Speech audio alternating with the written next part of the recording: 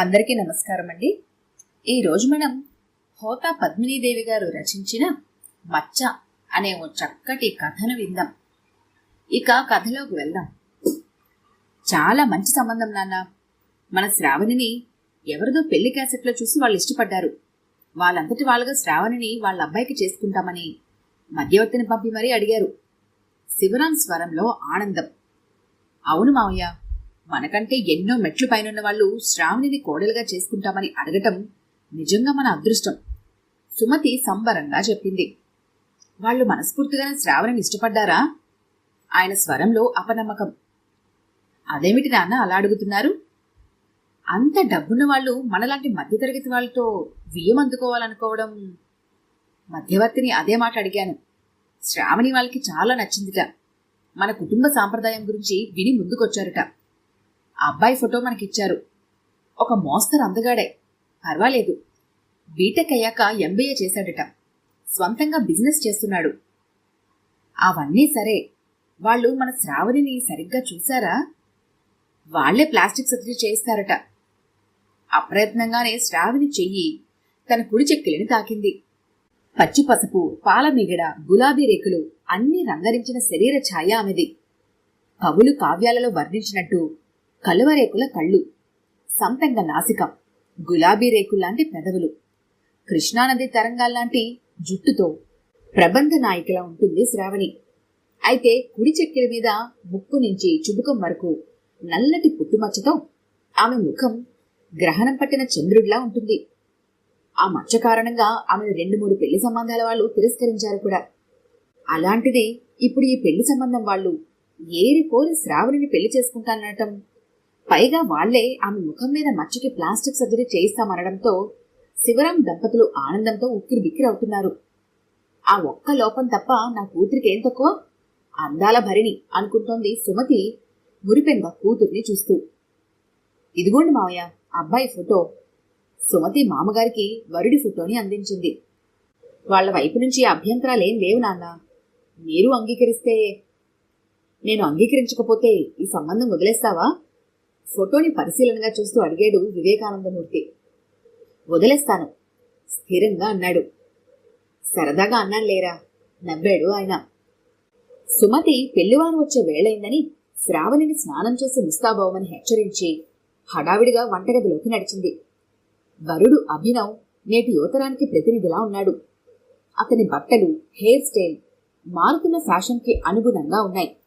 అతని తల్లి ప్రసూన ఖరీదైన పట్టుచీర, డైమండ్ నెక్లెస్ ధరించింది.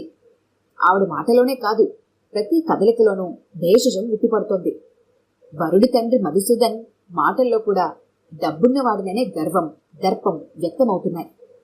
పరస్పర పరిచయాలు, నమస్కార ప్రతి నమస్కారాలు అయ్యాయి.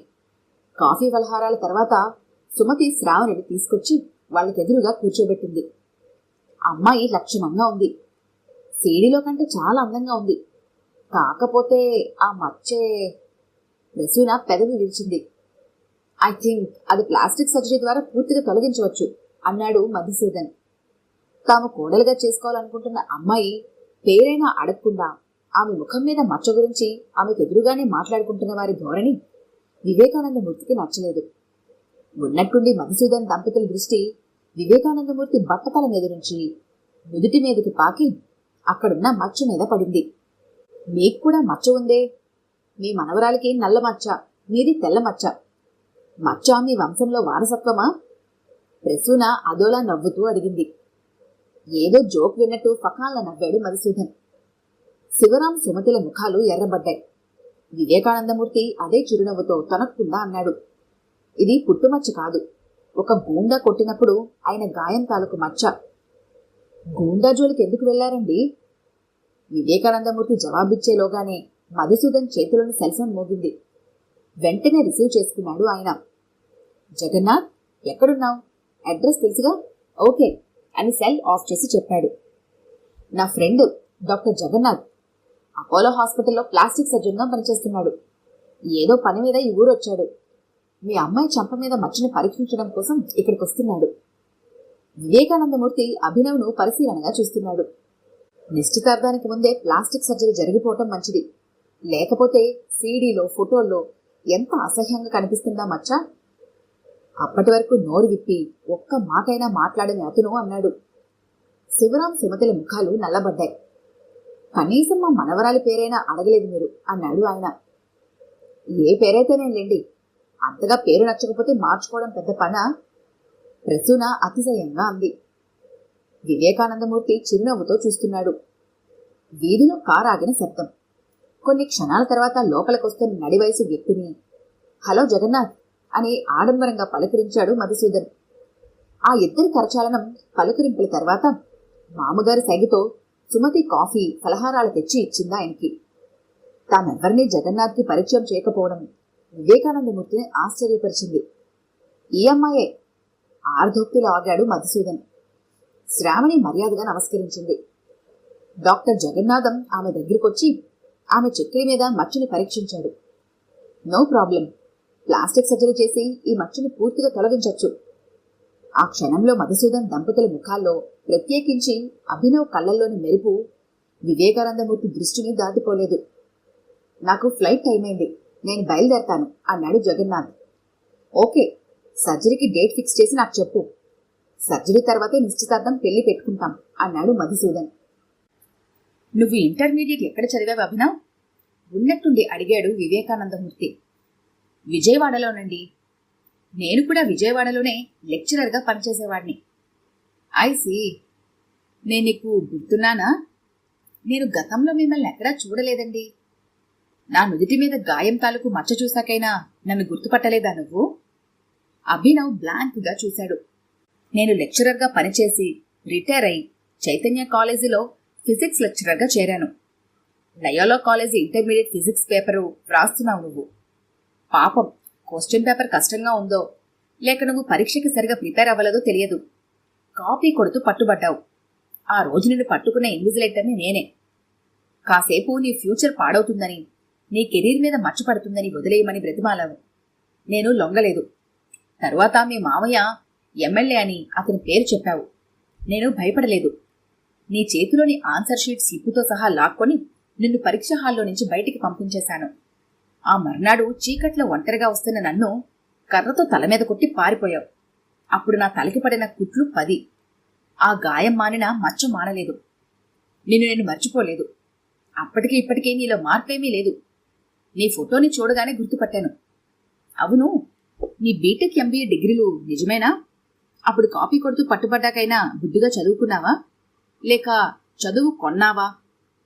అభినవ్ ముఖంలోకి సూటిగా చూస్తూ అడిగాడు. వెళ్ళిపోయినా అతని ముఖం ఎర్రబడింది. షటప్, మీ ఇష్టం వచ్చినట్టు మాట్లాడకండి అన్నాడు తీవ్ర స్వరంతో. మధుసూదన్ దంపతుల ముఖాల్లో కత్తివేటుకు నెత్తురు చుక్క లేదు. పరాభవం తాలూకు బాధ వాళ్ల ముఖాల్లో వ్యక్తమవుతోంది.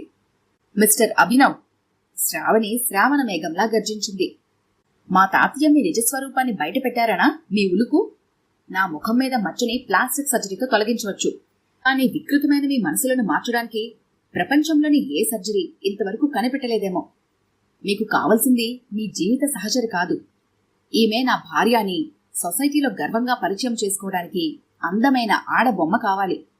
ఆమె తల్లిదండ్రులు పెట్టిన పేరు నచ్చకపోతే వాళ్ళ సెంటిమెంట్లతో పని లేకుండా మార్చేయగలరు. ఆ బొమ్మలో ఏమైనా లోపాలుంటే డబ్బు వెదజల్లి సరిదిద్దగలరు. ఒక్కసారి మీ మనసు లోతుల్లోకి తొంగి చూసుకోండి. ఎన్ని మచ్చలున్నాయో.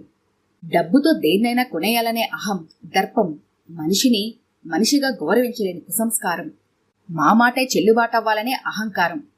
ఎన్ని మచ్చలున్న మిమ్మల్ని పెళ్లి చేసుకోలేను. మిమ్మల్ని అత్తమామలుగా గౌరవించలేను. దయ ఉంచి ఇక్కడి నుంచి వెళ్ళిపోండి. చరచరా లోపలికి వెళ్ళిపోయింది. ఆమె నిర్ణయాన్ని సమర్థించినట్టుగా చిరునవ్వుతో తల పంకించారు వివేకానందమూర్తి, సుమతి, శివరాములు. అవమానంతో ఎర్రబడిన ముఖాలతో నిష్క్రమించారు పెళ్లివారు. ఈ కథ కనుక మీకు నచ్చినట్లయితే లైక్ చేయండి, షేర్ చేయండి. మరిన్ని ఇంట్రెస్టింగ్ కథల కోసం మా ఛానల్ని తప్పకుండా సబ్స్క్రైబ్ చేసుకోండి.